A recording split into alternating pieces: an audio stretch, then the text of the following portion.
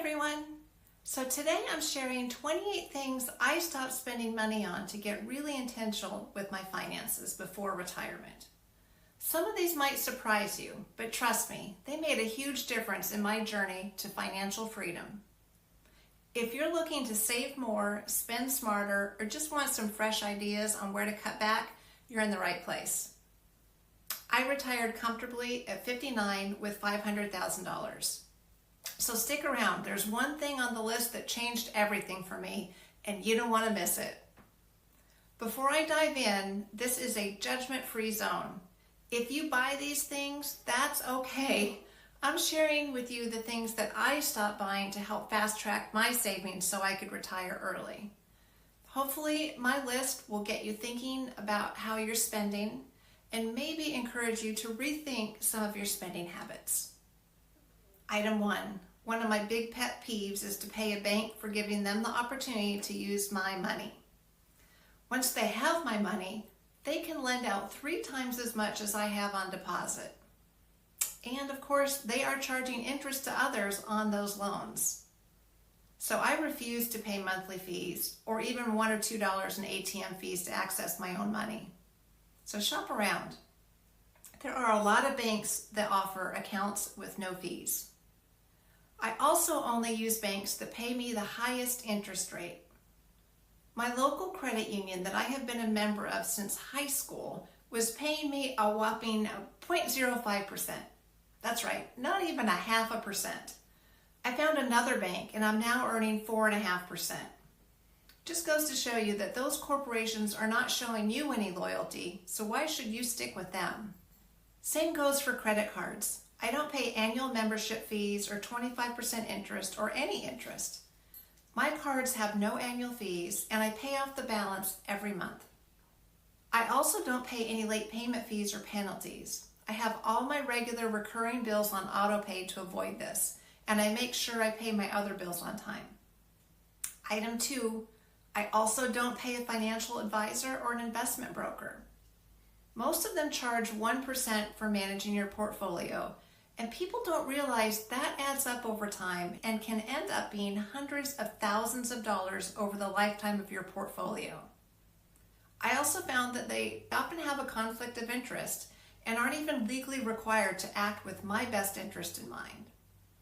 More times than not, they can't give holistic advice either, meaning they know what they offer or what their firm is pushing, but if you try and throw in any other type of investment like real estate, they don't know how to incorporate it into your portfolio or as part of your overall investment strategy.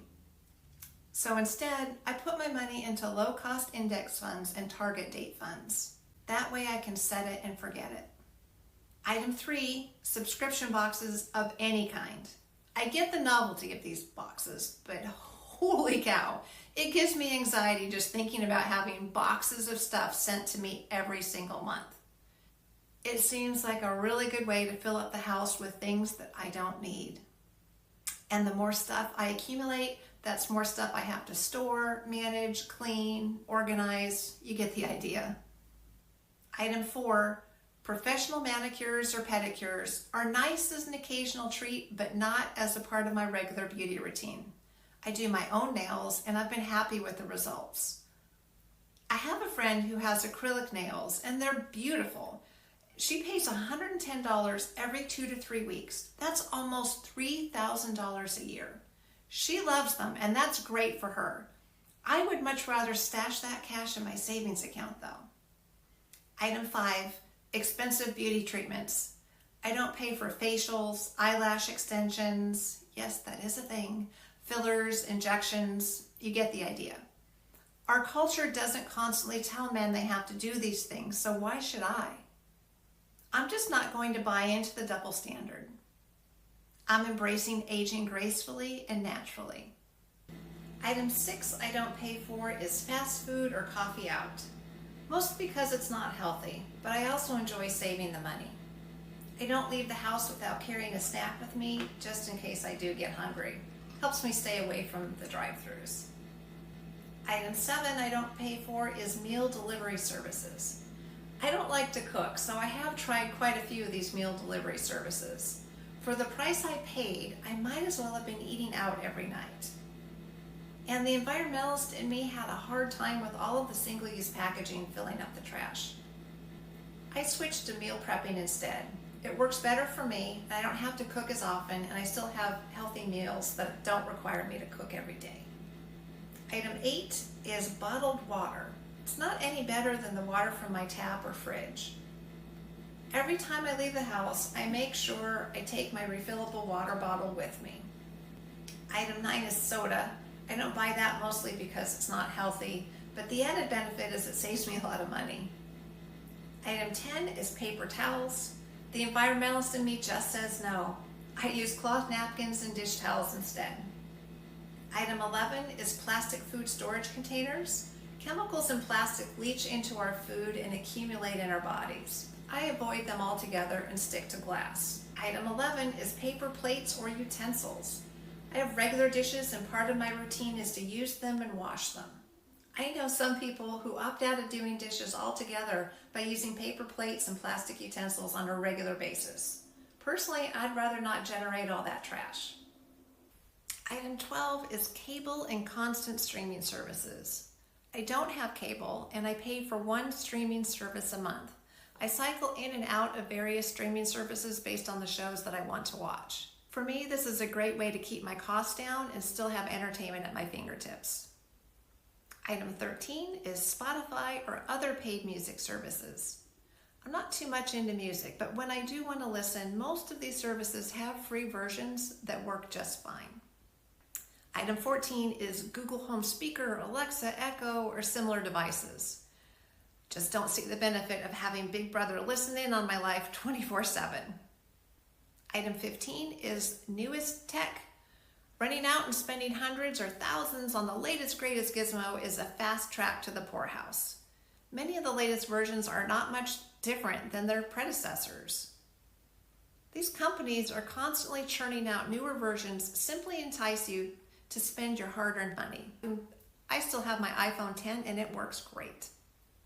Item 16 is extended warranties. I think they're not worth the money. I also put all my big purchases on my credit card and pay it off every month.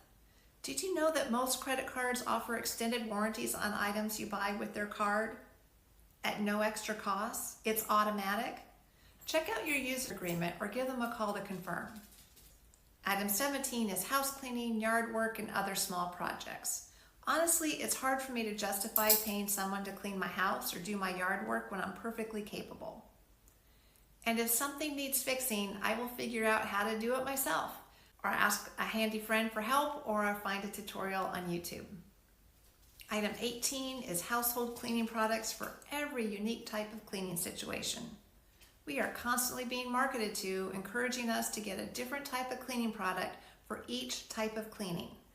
Toilet cleaner, floor cleaner, carpet cleaner, countertop cleaner, window cleaner, even cleaners for your dishwashers or clothes washer. I keep it simple and use one all-purpose cleaner. Meet Lola. She's like my second child. But I don't pay for dog grooming or dog walking. I'm able to do these on my own pretty easily. And paying someone $20 to clip her little nails or $50 to give her a blowout is a lot of money. If I'm being honest, I would worry if a groomer is being as gentle with her as I am.